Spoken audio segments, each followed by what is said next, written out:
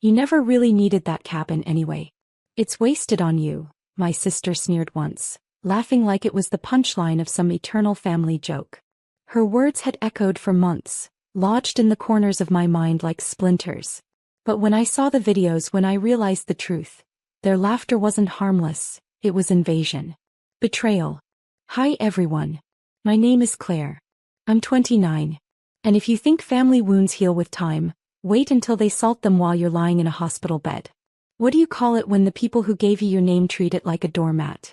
I remember the fluorescent hum of the hospital lights, my body frail for dripping rhythm into my veins. My phone buzzed. A message from an old friend. A link. I tapped it, not expecting the world to tilt. But there was. My cabin. My sanctuary by the sea. My escape. And in it, not solitude, not peace, but them. Camera panned across the living room. My brother's kids racing across the wood floors, confetti scattered like they owned it. My mother pouring wine, clinking glasses with my sister. Balloons taped to my beams. Music blasting through speakers I had picked out. My curtains drawn back wide to the salty blue horizon. They had turned my hidden world into their stage. I froze. Breath shallow. The antiseptic sting of the hospital air mixed with something sour in my throat. Betrayal tastes metallic, I learned that day. My heart raced not from illness but from rage. With trembling fingers I forwarded the video to my husband. No words, just the clip. 10 minutes passed.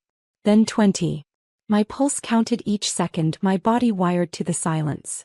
Finally, a text. On my way.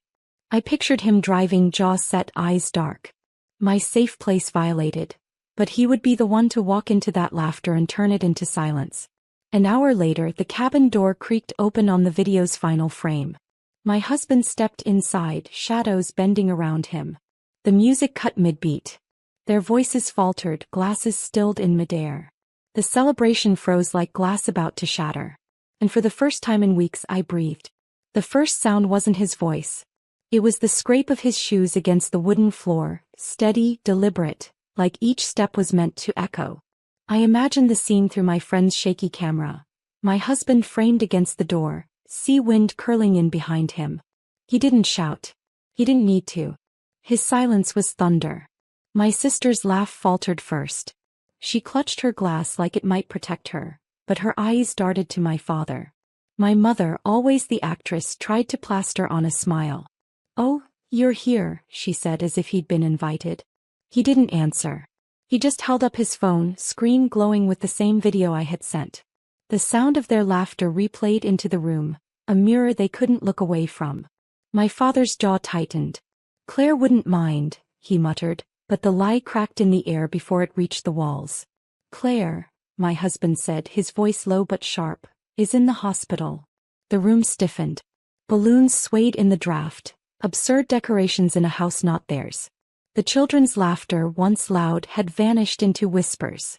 My mother's face drained of color. She set her wine glass down too quickly. It toppled, red bleeding into the wood. My brother cursed under his breath, eyes narrowing, but he didn't move. My husband took another step forward. "You broke into her space. You threw a party in her sanctuary. Do you even understand what you've done?" His voice didn't rise, it didn't need to. Each word was weighted, surgical. For the first time they looked small. My parents, my siblings, people who had always towered over me with judgments and control, cornered in my living room, caught in their own audacity. I closed my eyes in the hospital bed, picturing it as he described it later. The way silence had settled over them like an avalanche. The way no one dared to breathe too loud. My sister tried again. "She won't care. He cut her off, steady and cold. "She built this place to get away from you." Those words lodged like knives and the truth hung heavy. The sea outside roared against the glass as if the ocean itself was bearing witness. And I knew then, this wasn't the end. It was only the beginning. The silence after his words was unbearable. A silence so sharp it felt like the sea itself had paused outside the windows. My brother was the first to speak. "It's just a house," he said, his tone clipped, like he could shrink my pain down to drywall and paint. "You weren't even using it." My husband didn't blink. He moved toward the center of the room, his shadow cutting through the strings of balloons still trembling in the breeze. It's not just a house, he said. It's hers. Every beam, every nail, every view out that window, she worked for this. She chose it. And you treated it like trash. I could imagine their eyes shifting, guilt flickering, pride fighting for its last breath. My mother pressed her lips together, eyes darting anywhere but his. She had always been good at silence. Silence instead of apology, silence instead of love. From the hospital bed, I clutched the thin blanket tighter. Each word of his was a hand reaching for me, protecting what I couldn't. My sister rolled her eyes, but her voice cracked when she tried to laugh. You're making this bigger than it is. We were just celebrating. Celebrating what? He cut in. Her absence. Her weakness. The music system still sat frozen mid-song, the speaker light blinking like a heartbeat. Nobody dared to touch it. Nobody dared to move. I don't think you understand, my husband continued, softer now but sharper still. This place isn't just her escape. It's her proof that she doesn't need any of you to stand on her own. That was the moment my father stood up, shoulders squared, ready to reclaim authority he'd already lost. You don't speak for this family, he snapped. My husband leaned closer, calm as the tide before a storm. No. But I speak for my wife. The word wife landed like a stone in water, rippling through their frozen party. For once they couldn't clap back. They couldn't spin it. And deep in my chest, even with the four-drip humming, I felt stronger than I had in years. My father's face flushed red, that familiar storm I had grown up fearing. But this time I wasn't the one cowering. My husband stood there, immovable, the tide refusing to retreat. You think buying a cabin makes her independent? My father snapped. She'll always need us. She wouldn't even survive without the family. Those words, they should have broken me. Once they did. But hearing them now, through a hospital phone speaker, I felt something shift. The four dripped steady into my arm, my heart beating faster, not from fear but from recognition. My husband didn't flinch. She survived you, he said quietly. The room fell into a hush so deep even the children sensed the weight. My mother clasped her hands like prayer, but no words came. My brother muttered something about overreacting, but even his voice cracked under the tension. I saw it as if I were standing there. The way the salt-stained curtains moved with the sea breeze, the way the wine stains spread wider across the wood floor like a wound they couldn't hide. Their party, their triumph, was unraveling thread by thread. My sister tried to scoff, but her voice was hollow. She's too fragile. Always has been. My husband turned toward her, steady gaze pinning her in place. Fragile, he repeated. She built this cabin herself. She saved for years while you mocked her. She signed every paper without your help. Fragile people don't create freedom. Fragile people take it from others. Which one are you? The sea roared against the windows like applause, like confirmation. On my hospital bed, tears burned my eyes, but they weren't weak tears. They were sharp, cleansing. My husband was saying everything I had swallowed for years, every truth I had been too afraid to voice. And for the first time I realized the cabin wasn't just my escape. It was my battlefield. And tonight I was finally winning. My brother finally slammed his glass down, the sound jolting the room. You think you're better than us because you bought a shack near the sea? His words dripped with envy, though he tried to mask it with scorn. We built this family. You'd be nothing without us. Through the phone speaker, I could hear my husband's calm reply, each syllable like a blade sliding into place. Funny. He bought this cabin without you. He pays her bills without you. And the only thing she ever got from this family was doubt. The children sat silent now, wide-eyed. Balloons dangled limp, forgotten. Even the ocean's roar seemed to hush, like the world itself was leaning closer. My mother finally found her voice, soft and trembling. We didn't mean harm. We just wanted to be together. My husband let out a breath, almost a laugh, but bitter. Together? You shut her out of holidays. You've mocked her choices, her career, her marriage. And now you celebrate inside the only space she thought was hers? That's not together. That's trespassing on her soul. I felt the four drip cold into my vein as heat rose in my chest. His words weren't just defense. They were truth carved into stone. My father tried again, his authority fraying. She'll forgive us. She always does. But this time I whispered into the hospital room air, not anymore. My husband echoed it for them firm. Not anymore. The silence that followed was heavier than shouting. A silence where every mask slipped, every excuse turned brittle. I pictured them shifting uncomfortably, their faces pale against the warm cabin lights, the sea wind curling in like judgment. For once they couldn't twist the story. For once the truth wasn't theirs to control. And in that silence I realized forgiveness wasn't owed.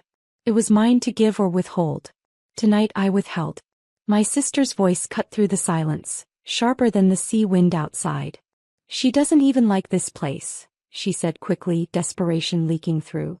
She only bought it to show off. That's who she is, always trying to prove she's better than us.